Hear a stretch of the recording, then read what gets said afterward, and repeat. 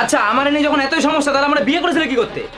ওটাই আমার জীবনের সবথেকে বড় ভুল যে তোমার মতো মানুষকে আমি বিয়ে করেছি।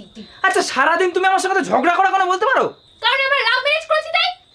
লাভ ম্যারেজ আসলে লাভ কই উড়ে গেল নাকি? তা আমি কি জানি, তুমি জানো? আচ্ছা দেখো আমি বলছি কি, আমরা তো দুজন দুজনকে ভালোবেসে বিয়ে করেছিলাম, কিন্তু এখন সে ভালোবাসা আমি ফিলই করতে পারছি না।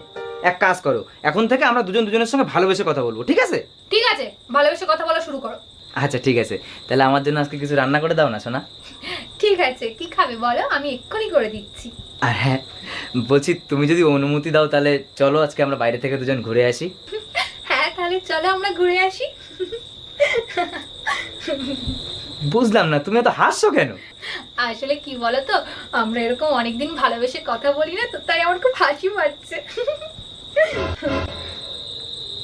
শোনো, আমি আর এই ভালোবেসে কথা বলতে পারবো না। আরে ভালোবেসে কথা না বলার কি হয়েছে?